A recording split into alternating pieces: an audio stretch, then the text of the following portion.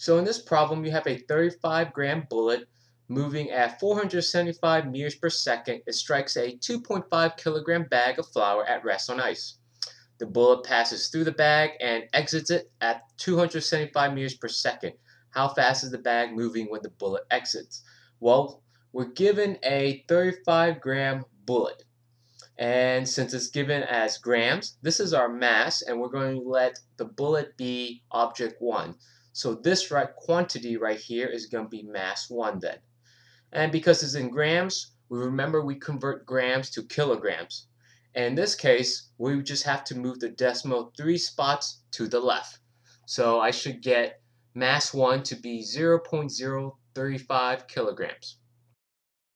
The bullet is moving at 475 meters per second, and then it strikes a 2.5 kilogram bag. So this velocity here, because it's in meters per second, is the initial velocity because it's before it strikes the bag. So in this case, this is the velocity for the bullet, so that means it's going to be velocity 1. And because it's the initial, it's going to be with the little I right here. So this is my initial velocity for the bullet. It strikes a 2.5 kilogram bag, so this is going to be my object 2. And because it's in kilograms, we know that this is going to be our mass then. So this is going to be M2 then. The bag of flour is at rest. So when an object is at rest, that means the velocity of it is 0 meters per second. So before the bullet collides with the bag is at rest on ice. So that means that velocity 2 initial then will be 0 meters per second. The bullet passes through the bag, so that means that the bullet is not stuck in the bag. They're separated after the bullet strikes the bag and exits it at 275 meters per second. So this is the velocity of the bullet. So that would be velocity 1. And because it's after the collision, it will be my final velocity then. How fast? So the key word how fast here is asking for my velocity.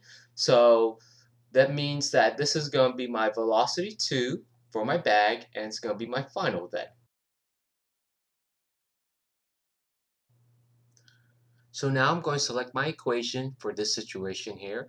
And so I know I have velocity 1, velocity 2, both initial and final. And I know I have mass 1, mass 2. So the equation that we need for this problem is the conservation of momentum then. So we'll go ahead and solve for unknown. Let's go ahead and put it down here. And so our unknown is basically velocity 2 final. And we also know that the initial velocity of the bag of flour is 0, so this term actually drops out. So I'll go ahead and solve for V2 final. I'm going to subtract this term right here. So I'm going to subtract mass 1, V1 final from both sides. I'll subtract here mass 1, V1 final on this side. So that this term and this term is crossed out. So on the right side, I'm left with mass 2, V2 final. And on my left side, I got mass 1, V1 initial minus mass 1, V1 final. Notice on the left-hand side, I have a mass 1 in both terms. That means I could pull them out.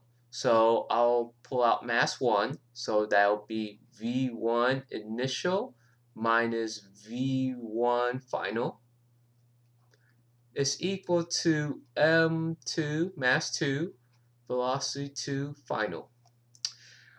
Next step is to remove this mass 2 here. So to move the mass 2 over, I'm going to divide both sides by mass 2.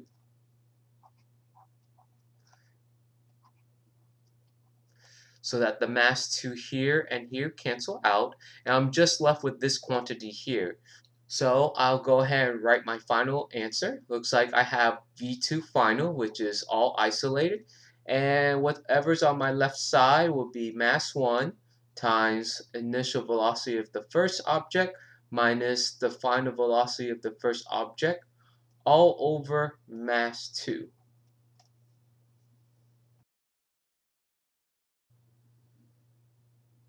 Okay, I'm going to rewrite my equation again. So I got mass 1 times V1 initial minus V1 final all over mass 2 is equal to velocity 2 final. So I'm going to plug in my values that I have. I have the mass of the bullet, so it's going to be 0.035. Initial velocity of the bullet, which is 475,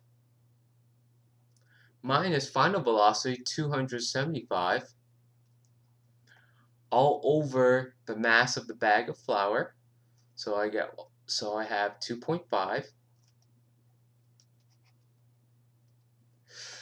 I'll go ahead and subtract these two, multiply by 0.35, divide that by 2.5, and at the very end I should get 2.8 equals to velocity 2 final. And I have to remember my units because this is velocity. The unit for velocity is going to be meters per second. So I'm going to put 2.8 meters per second. So I'm going to go ahead and rewrite my answer again. So the second final velocity is equal to 2.8 meters per second. The first thing you want to do is check the sign. In this case, it's positive.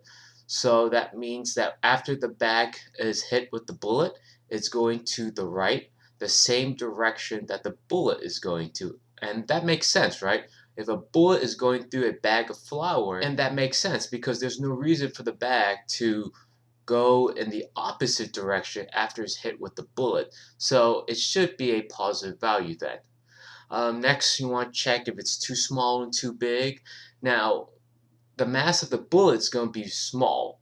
So to make up for that, it has a larger velocity. The bag of flour, on the other hand, is much more massive. It has more mass, so its velocity should be a lot less than the bullet then. And in this case this velocity here is a lot smaller than the velocity of the bullet. So this velocity for the bag of flour makes sense then.